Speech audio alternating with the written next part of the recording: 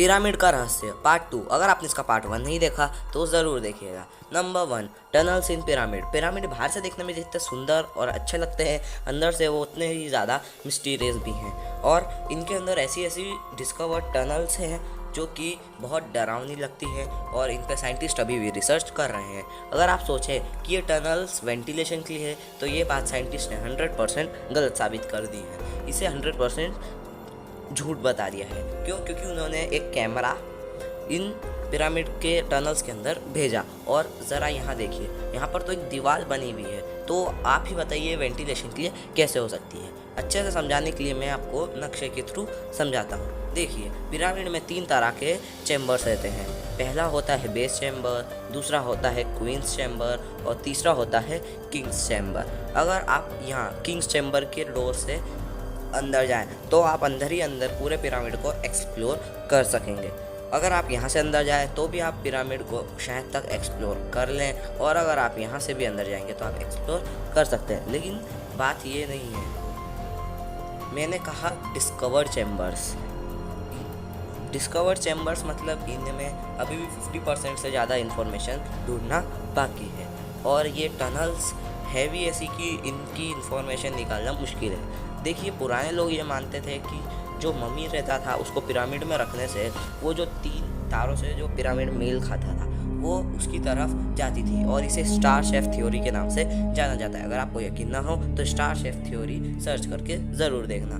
तो अगर हम देखें तो यहाँ पर एक टूल भी लगा हुआ है गेट के साथ, और ये टूल को देखने के बाद साइंटिस्ट ने रिसर्च करके ये पता किया है, मानो कि वो लोग चाहते हों कि हम इसके अंदर ना जाएं या न जानने की कोशिश ही करें। लेकिन हमारे साइंटिस्ट हार मानने वालों में से नहीं थे। उन्होंने इस गेट को नहीं तोड़ा, बल्कि एक एडवांस ड्रिल मशीन बनाई और इसमें एक छेद करा और इसके अंदर एक बहुत ही छोटा सा कैमरा डाल दिया, और ये कैमरे ने कुछ इस तरह की तस्वीर खींची। उसके बाद क्या हुआ, वो कैमरा एक मिस्टीरियस तरीके से ख़राब हो गया, और इसके बाद वहाँ की इजिप्शियन सरकार डर गई और उसने पिरामिड एक्सप्लोरेशन पर भी बैन लगा दी, क्योंकि वो सरकार वहाँ की ये मानने लगी थी कि हम अगर ऐसा करेंगे तो हमारा देश खतरे में आ सकता है, क्योंकि उनका मानना था कि एलियंस सच में होते हैं। नंबर 2, आखिर पिरामिड्स बनाए क्यों गए थे?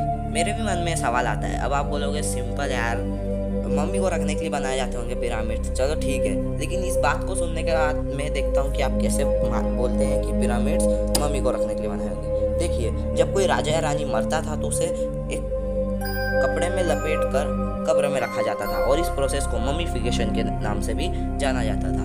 और इनके ऊपर जो कपड़ा लगाया जाता था उसे लेनिन कहा जाता था। ये एक फाइबर है और ये एक नेचुरल फाइबर ही था।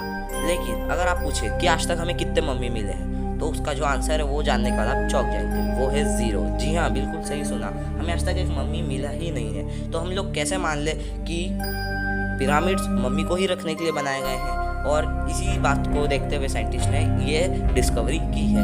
अगर हम उनका कब्र, उनके टॉम्ब को देखें तो उनके अंदर मम्मी तो छोड़ो, हड्डी का ढांचा तक नहीं मिला है, न कि उनके ऊपर कोई टेक्स्ट लिखा हो जिससे साइंटिस्ट कुछ समझ सके। तो इसका सिंपल साफ मतलब यही निकलता है कि पिरामिड्स मम्मी को रखने के लिए तो नहीं बनाए गए होंगे, और ये जो पिरामिड्स हैं ये एलियन पर्पसेस के लिए बनाए गए होंगे। साइंटिस्ट का तो यही मानना है, और साइंटिस्ट ये भी कह रहे हैं कि ये एलियंस का पावर प्लांट भी हो सकता है। इसके आगे की इन्फॉर्मेशन आपको पार्ट 3 में मिलेगी, जो मैं बहुत जल्दी लॉन्च कर दूंगा। अगर आप उसे मिस नहीं करना चाहते तो हमारे चैनल को जल्दी से सब्सक्राइब कर